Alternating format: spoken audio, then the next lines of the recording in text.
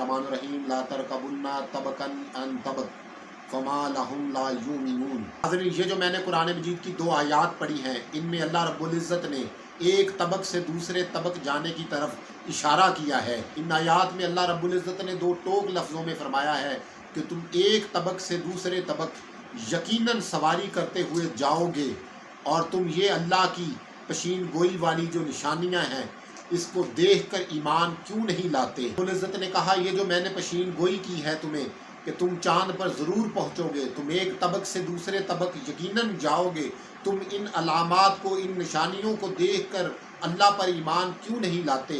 अल्लाह रब्बुल इज़्ज़त ने ये हमें इशारा दिया है, ये अहले अक्ल को इशारा दिया है, उन लोगों को इशारा दिया है कि जो लोग ईमान नहीं लाते वो अल्लाह की कुदरत की निशानियाँ देखकर ईमान ले आएँ। दूसरा इशारा है कि ये जो चाँद पर पहुँचने वाला पहला शख्स होगा वो शख्स अहले ईमान में से नहीं होगा।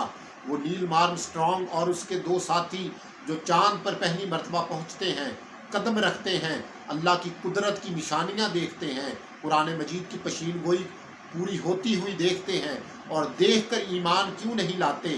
ये इस तरफ अल्लाह पाक का जो कहना है, इस तरफ इशारा है कि ये जो लोग होंगे वो गैर मुस्लिम होंगे, क्योंकि मुसलमान तो उस वक्त शायद पस्ती का शिकार होंगे। आज हम पस्ती का ही शिकार हैं। हाज़रीन, मैं आपको बताता चलूँ कुरान मजीद का ये कहना कि तब यानी तुम यकीनन एक तबक से दूसरे तबक सवारी करते हुए ज़रूर बिल ज़रूर जाओगे, ये अल्लाह पाक का कहना। और ज़मीन जो है हमारी, इसको अल्लाह पाक ने एक तबक कहा है। इस आयत में अल्लाह रब्बुल इज़्ज़त ने ज़मीन को भी एक तबक कहा है। ज़मीन से बाहर निकल जाएं तो अल्लाह पाक ने जो खला बनाई है, जो सियारे बनाए हैं, वो अल्लाह पाक ने उसको भी एक तबक कहा है। उन तबकों में से एक चाँद को भी एक तबक कहा है। तो इंसान ने एक तबक से दूसरे तबक कदम रखा। सबसे पहले इंसान ने एक तबक से निकलकर दूसरे तबक कदम रखा, यानी ज़मीन से निकलकर चाँद की तरफ पहली मरतबा कदम रखा। वो पहला शख्स नील आर्मस्ट्रांग था, उसके दो साथी थे साथ। उन्होंने 20 जुलाई 1969 को चाँद पर पहली मरतबा कदम रखा और अल्लाह की जो पशीन गोई की थी, अल्लाह पाक ने वो पूरी होती हुई देखी। और अल्लाह पाक ने इन पशीन गोइयों के ज़रिए उन लोगों को जो अक्ल रखते हैं, जो ये जानना चाहते हैं कि इस कायनात के पीछे, इस कायनात को बनाने के पीछे वो कौन सी कुव्वत है, वो कौन सी ताकत है जो इस कायनात को चला रही है, उसकी वो अलामात निशानियाँ देखकर वो ईमान ले आएँ। अल्लाह पाक ने ही इंसान को ये ताकत दी है, ये समझ दी है, ये इल्म अता किया है कि इंसान ज़मीन से निकलकर दूसरे तबक पर कदम रखता है। मैं आपको बताना चाहता हूँ कि साइंस कुरान और हदीस से कतन जुदा नहीं है। साइंस कुरान और हदीस के साथ जुड़ी हुई है। साइंसी जितनी भी तरक्की है उसका इशारा कहीं ना कहीं अल्लाह रब्बुल इज़्ज़त ने कुरान मजीद के ज़रिए दिया है और उसके महबूब ने अपनी फरामीन के ज़रिए इशारात दिए हैं।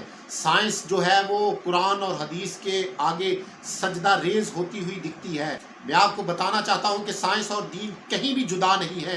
अल्लाह रब्बुल इज़्ज़त के कुरान और हदीस में साइंस के हवाले से बहुत से इशारे हैं। हर जगह अल्लाह रब्बुल इज़्ज़त ने साइंसी अलूम की तरफ इशारा किया है, उसके महबूब ने इशारा किया है। उनसे कहना चाहता हूँ कि जो साइंस को दीन से जुदा समझते हैं वो खुदारा कुरान मजीद को पढ़े, समझें। आपको साइंस कुरान और हदीस के आगे सजदा करती हुई नज़र आएगी। आप इन आयात को गौर से पढ़ें तो ये एक साइंस की तरफ ही इशारा है कि इंसान एक ऐसी सवारी तैयार करेगा जिसके ऊपर वो बैठकर एक तबक से दूसरे तबक जाएगा। आज चाँद पर पहुँचे हैं, कुरान मजीद में ये 1400 साल पहले बयान हो चुका है। खुदारा कुरान और हदीस को पढ़ें ताकि साइंस को आप कुरान और हदीस से जुदा न समझें, वरना ऐसा होगा कि ये इल्म वो लोग उठा कर ले जाएंगे जो अल्लाह पर ही ईमान नहीं रखते। ये इल्म तो हकीकी मानों में मुसलमानों का इल्म है, इस्लाम का दिया हुआ इल्म है, कुरान का दिया हुआ इल्म है, कुरान का फ़हम है।